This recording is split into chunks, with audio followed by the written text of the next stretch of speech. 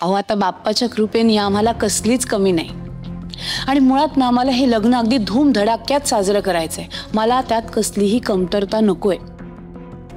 ठीक आहे तुम्ही या, काही लागलं तर मी सांगते। हो हे या। मालती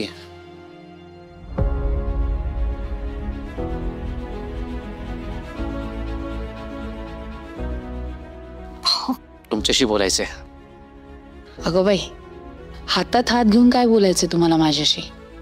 मी तुम्हाला नेहमी म्हणतो ना की तुम्ही कामगारांना कमी लेखता, त्यांच्याबद्दल प्रेम दाखवत नाही, पण तुम्ही माझं म्हणणं आज खोटं ठरवलं आणि याचाच मला आनंद आहे। आज तिथे सगळ्यांना ठणकावून सांगितलं की राणीचं लग्न मोठ्या थाटामाटात आपल्या बंगल्यावर होणार आहे आणि हे ऐकून मला खरंच खूप बरं वाटलं, आनंद झाला। हे सगळं आनंदासाठीच तर करते मी।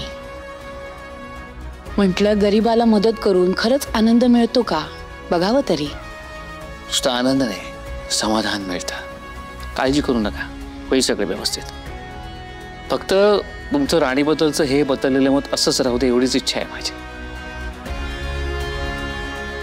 तुमचा गणपती तुमची वाट पाहत आहे मी।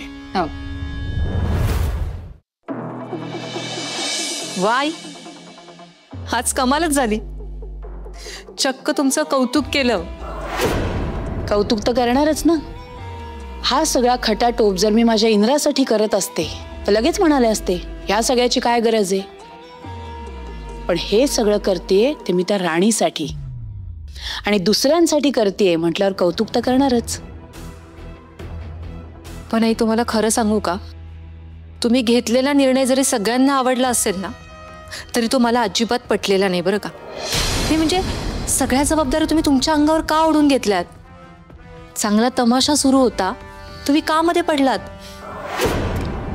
काय ना उर्मिला, एखाद्याला त्याची जागा दाखवायची असेल तर आधी त्याला मोठी दिवा स्वप्न दाखवायची आणि एकदा का तो त्यात रमायला लागला की मग सगळ्या स्वप्नांचा चुरा करायचा, म्हणजे त्याला जास्त त्रास होतो।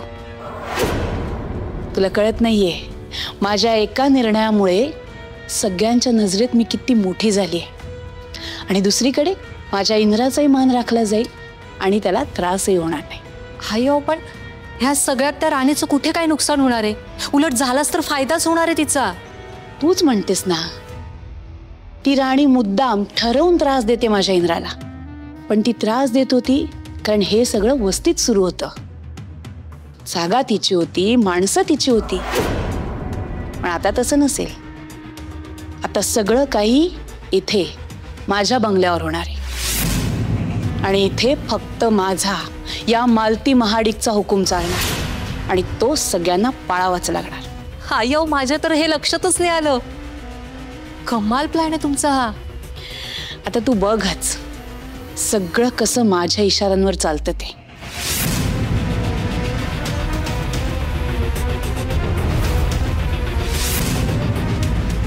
मोठा गैरसमज आहे तुमचा। तुमच्या इशाऱ्यावर नाही, माझ्या मनाप्रमाणे होणार। आता मी जे ठरवणार तेच होणार। मला हे अजिबात पटलेलं नाही। अगं मालती मॅडमांना आबासाहेबांनी बसत्यापासून सगळ्या गोष्टी केली हा, आणि आता ती लग्न पण त्यांच्या दारातच करायचं म्हणतात आणि आपण काहीच बोलत नाहीये। अगं आई लग्न तर आपल्या दारात व्हायला पाहिजे, त्यांना कशाला विनाकारण त्रास द्यायचा बरं? कारण आमच्यात तुझं लग्न लावून द्यायची ताकद नाही म्हणून। अगं पण पैसे कशाला पाहिजे? आपल्या दारात साधेपणानं लावू की, तसं सांगू समोरच्या लोकांना। अगं आता मुहूर्तमेढीचा कार्यक्रम साधेपणानंच करत होतो का नाही आपण? पण जावई बापूंनी केवढा गोंधळ घातला बघितलंस ना। आणि आता परत लग्नात काय झालं आणि तेव्हा बी जावई बापू चिडलं तर काय करायचं? म्हणून तर मालतीबाई साहेब म्हणल्या ना की त्यांच्या बंगल्यावर लग्न घेऊया म्हणून। अगं पण एकदा बोलून तर बघू आबासाहेबांबरोबर, आणि वाटल्यास तुझ्या जावयाच्या दिमतीला ठेवू ना एक माणूस। आई पण लग्न आपण आपल्या दारातच करू। नाही जमायचं, आणि आता नाही म्हणून भाईसाहेबांना दुखवायचं वय आपण? अगं त्यांचा मान ठेवून आपण समजवू त्यांना। बुवा तुम्ही काहीच कसं बोलत नाहीये बरं? अगं कसं कुठल्या तोंडाने बोलू राणे, तू बोलतीये ते कळतंय मला, पण माझा खिसा फाटलाय ते पण दिसतंय बघ मला। कळलं ना तुला? आता तू बी लई विचार करू नको, लग्न बंगल्यावरच होईल. आणि हे बघा, तुमच्या दोघांपैकी कुणीच आबासाहेबांबरोबर काहीच बोलायचं नाही. पण आई, अशानं लोक नावं ठेवतील आपल्याला. ठेवू दे, बाहेरची लोक नाही ते दुःख हलकं करायला. सगळं आपलं आपल्यालाच निस्तारायला लागतं. त्याच्यामुळे लोकांचं नको ऐकू, तू नको लक्ष देऊ त्यांच्याकडं. एकदाच कर बया ही लगीन, आणि तू तरी तुझं नशीब घडव. बाहेर पड या नरकात. नरक नाही आहे. अगं कसंही असलं तरी माझं घर आहे. आणि तू कशाला बरं काय पण बोलत असती सारखी? राणे, अगं तू नको तारास करून घेऊस. अगं तुझी आई बोलती ना, ती बरोबरच बोलती बघ. अगं तुझ्या सुखाचाच विचार करते बघ ती. तिला वाटतं आपल्या लेकीचं लगीन लय मोठं व्हावं. अगं कुठल्या बी आईला असंच वाटतं बघ. हे बघ राणे, माझा ऐक, तू हे दिवस जगून घे. अगं परत हे दिवस नाही येत बघ. उद्या तुझ्या हाताला मेहंदी लागेल, परवा तू लगीन होईल आमच्या दारावरून चिमणीसारखी ओढून जाशील. तिकडे गेल्यानंतर तुला तुझ्या आईची अशीच बडबड आठवत राहील बघ. सारखं ऐकायची इच्छा होईल. आमच्या दारात जाता जाताना तो आनंदात जा, असं उदास मनाने जाऊ नकोस बघ. अगं आम्हा दोघाला ना तुला सुखात जगताना बघायचंय. माझं ऐक पोरी, आता जे ठरलंय ना तसंच होऊ दे. आपण आबासाहेबाच्या बंगल्यातच करू तुझे लगीन.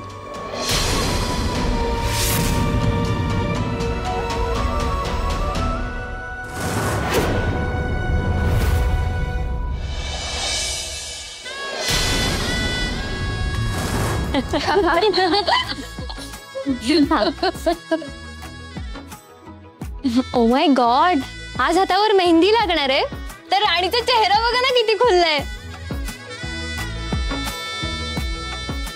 खरंच आज तू खूप सुंदर दिसतेस. एक मिनिट हा, कुणाचीच नजर नको लागायला तुला. चला, इस माहौल में एक सेल्फी तो बनती है भाई. हाँ चला,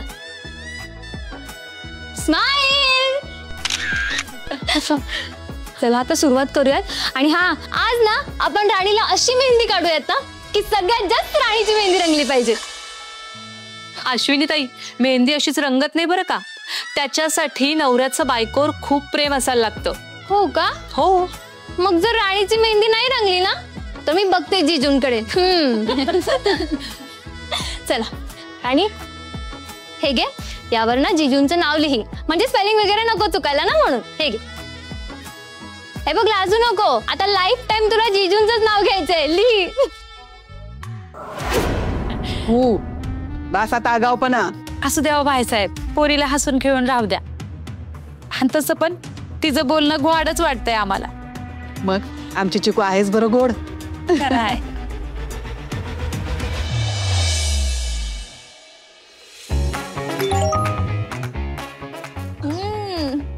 जिजूंचा मेसेज आहे वाटतं. म्हणजे बघणार आणि टायमिंग, तू त्यांचं नाव लिहितेस आणि त्यांचा message. Oh my God, it means जिजूंचं राणीवर खूप प्रेम आहे. राणी, आता पटकन नाव लिही बाई, नाही तर तुला अशीच छळत राहणार आहे बघ.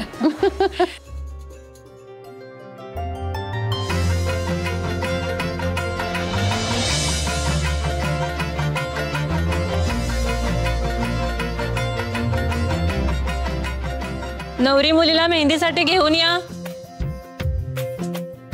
राणी जा, तुझ्या मोमेंटची वाट बघत होतीस ना, फायनली तो मोमेंट आलाय. हे घे, जा.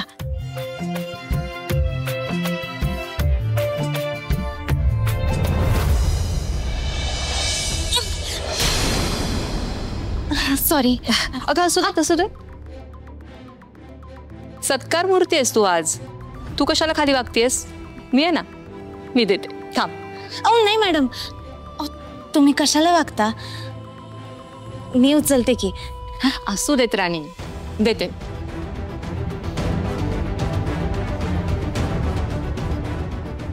हे घे. थँक्यू. सॉरी, माझ्यामुळे तुम्हाला धक्का लागला ना. अगं सॉरी काय त्यात, घरामध्ये लग्नाची घाई गडबड सुरू आहे, अशा गोष्टी होणारच. बरं ते जाऊ देत, तुझा आधी मेहंदी काढून घ्या हातावर. हो.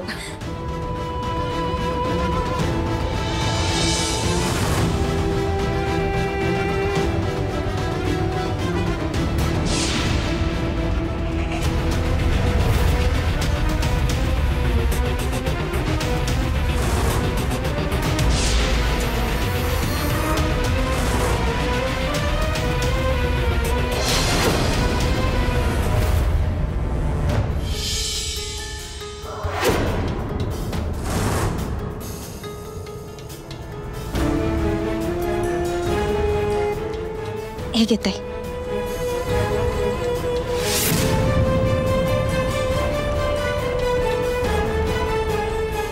प्रियाताई, सगळ्यांना बोलव ना आत.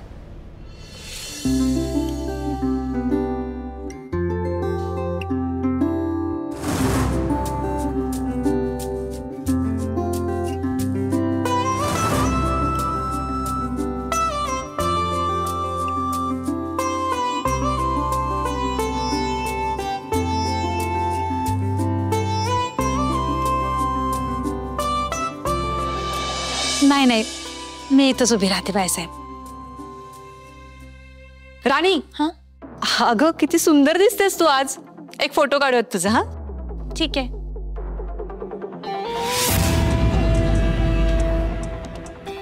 स्माइल कर.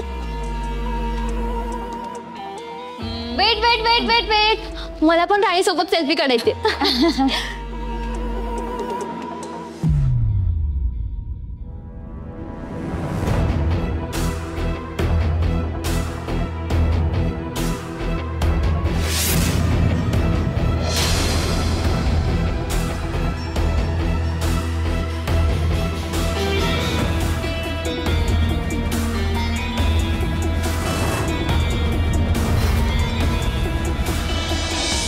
आई, खाली जाण्याआधी मला तुम्हाला काहीतरी दाखवायचंय. म्हणजे आता काय झालं? बघा,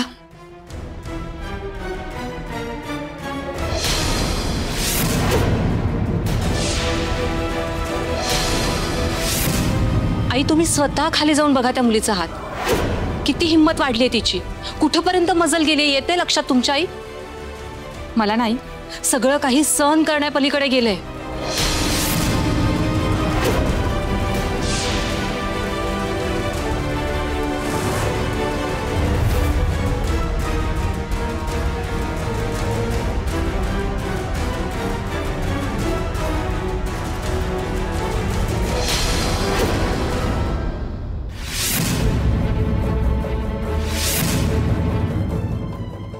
झाले ना मेहंदी काढून? मग येतेस जरा सोबत? नाही म्हणजे देवाच्या पाया पडायचं होतं. कसं आहे, शुभ कार्याची सुरुवात करतोय ना, मग देवाला नमस्कार करायला हवा की नाही? ठीक आहे. चल. बाईसाहेब चला, मी बी येते तुमच्या संग. नाही नको, म्हणजे मी आहे ना, मी घेऊन जातो तुमच्या मुलीला. बाईसाहेब किती बारीक सारीक गोष्टींचा विचार करताय तुम्ही माझ्या राणीसाठी. तुमचं लई मोठं मन आहे. तुमचे उपकार मी कधीच नाही फेडू शकत.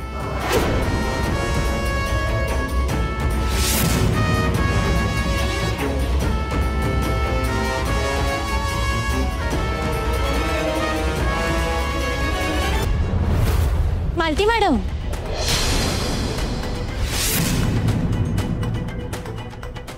अहो देवारा तर इकडे राहिला.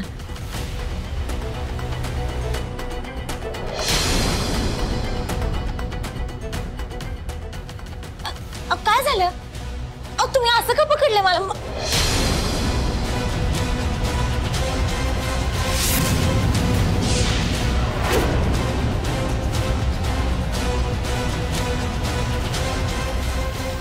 मॅडम तुम्ही असं का वागताय माझ्या बरोबर? तुला अजूनही साळसूतपणाचा आव आणायचाय? तुला खरंच माहित नाहीये मी तुझ्याशी अशी का वागतीये? तुझ्या हातावर काय लिहिलंय? बोल ना, काय लिहिलंय तुझ्या हातावर?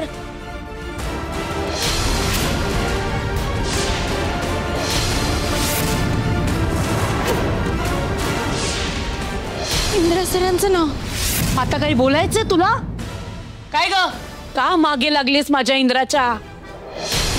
मुळात ही तुझ्या लग्नाची मेहंदी आहे ना, मग यावर इंद्राचं नाव लिहायची हिंमत कशी झाली तुझी? नाही मॅडम, मला यातलं काहीच माहित नाही. मी नाही सांगितलं हे नाव लिहायला. मूर्ख समजतेस का ग तू मला? मूर्ख वाटते का मी तुला? हे असं बघून काय मिळतंय? हा, माझ्या इंद्राशी जवळीक साधून तुला नेमकं काय साध्य करायचंय? काय मिळवायचंय तुला? पैसा, ही प्रॉपर्टी का सगळंच? मॅडम असं बोलू नका. माझ्या मनात सुद्धा असं काही नाहीये. मी खरंच सांगते, अहो त्या मेहंदीवाल्या मुलीला मी नयनचं नाव लिहून दिलं होतं चिठ्ठीवरती. मला माहित नाही हे कसं. मॅडम मी माझ्या आई भावांची शपथ घेऊन सांगते, मी नाही केलं.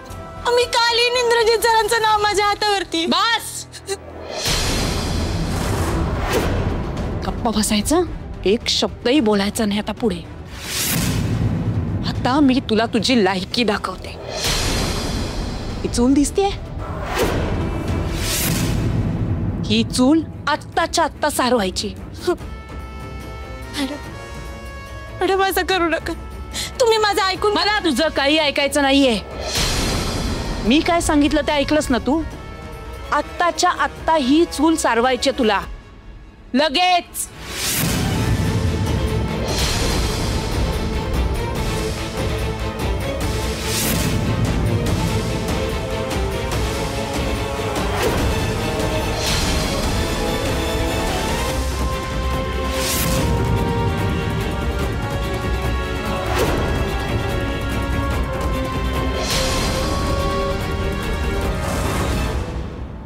कळली तुला? तुझ्या हातांची लायकी कळली?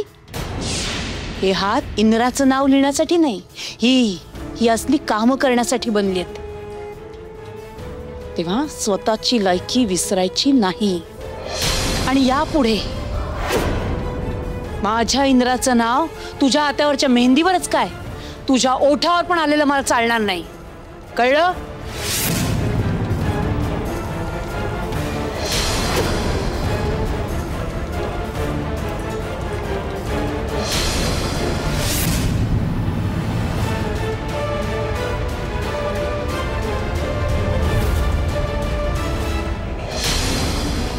झालं सगळं कसं अगदी माझ्या मनासारखं झालं. आता पुढची गोष्ट खूप साधी सरळ सोपी आहे. आता मला काहीच करावं लागणार नाही. जे काही करेल ते स्वतः राणीच करेल.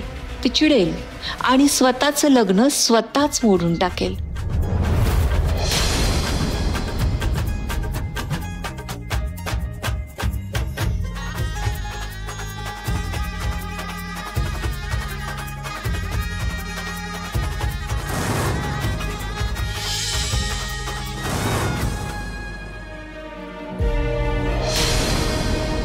मी हे सगळं नाही सहन करू शकत. मालती मॅडम माझी लायकी दाखवायला मला चूल सरवायला सांगतात. म्हणजे माझं लग्न पण ते माझ्या आईबुवांची लायकी जगाला कळावी म्हणून करून देत असतील. मी माझ्या आईबुवांचा असा अपमान नाही सहन करू शकत. मला हे सगळं आत्ताच थांबवायला पाहिजे. मी हे लग्न नाही करू शकत.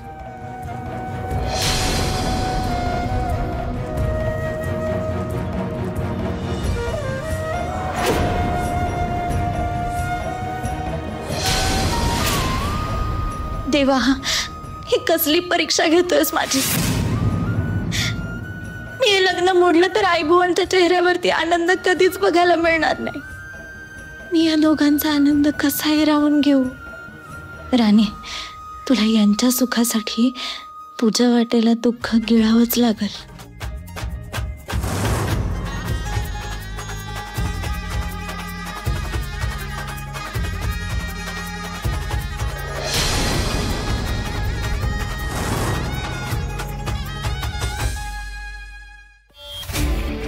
काय राणी, नाही तुला वाटत असेल आजपर्यंत मी फक्त नावाची राणी होते. आज तुला ऍक्च्युअल राणी असल्यासारखं फील होत असेल नाही? मी आज इथे तुझ्या मागे पुढे फिरतोय, तुझा असिस्टंट बनून राहिलोय. पण हा गैरसमज डोक्यातून काढून टाक. मी इथे हे सगळं फक्त आबांच्या म्हणण्यावरून करतोय. आज मी इथे उभा आहे ना, ते फक्त आबांच्या समाधानासाठी. सो एक गोष्ट कायम लक्षात ठेव, फॅक्टरीमध्ये मी तुझा बॉस आहे आणि तू एक फडतूस कामगार. सो फॅक्टरीमध्ये जे मी तुला सांगेन तेच तुला करायचंय. जसं मी सांगेन तेच फॉलो करायचंय.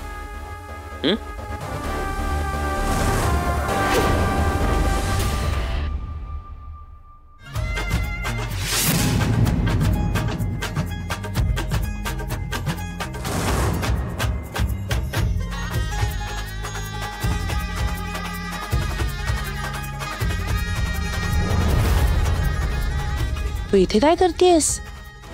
अगं तिकडे सगळे तुझी वाट पाहत आहेत. अजून डान्स बाकी आहे, चुडा भरायचं बाकी आहे. चल पटकन.